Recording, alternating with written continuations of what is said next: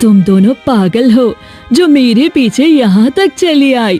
अरे मूर्खो, इतना नहीं समझ पाई। ये मेरी एक चाल थी तुमको यहाँ लाने की, और देखो तुम मेरे जाल में फंस गई। मुझे तो ये समझ ही नहीं आ रहा तुम इतनी मूर्ख कैसे हो सकती हो। क्या कहना चाहती हो? साफ साफ कह दो, क्योंकि कल से अब तक भूख और अंधेरे ने और इस सुनसान जगह ने दिल को शमशान जैसा बना दिया है। एक रात यहाँ रहने के बाद समझ आ गया है, यहाँ कुछ तो बड़ा रहस्य है। अब शुरुआत तुम ही कर लो। मेरा सच जानना चाहती हो ना? तो सुनो, मैं तुम्हारी सहेली नहीं थी, और तुम यहाँ तक आ सको इसीलिए तुमको सहेली बनाया, ताकि समय आने पे तुमको यहाँ कैद कर सकूं। वैसे मूर्खता की हद होती है। 2 साल मेरी सहेली बनी रही, आज तक कभी ये भी नहीं पूछा कि मेरा परिवार कहाँ है और मैं तुम्हारे घर क्यों नहीं जाती।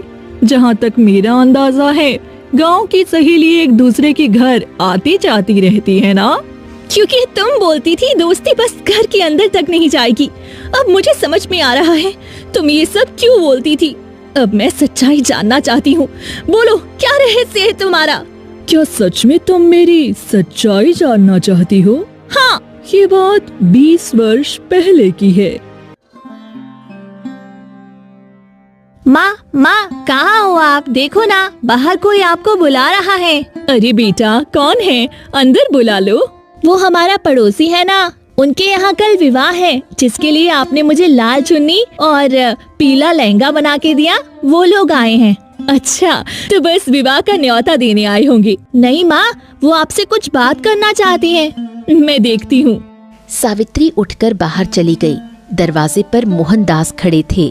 बहन जी, एक जरूरी बात करनी थी आपसे।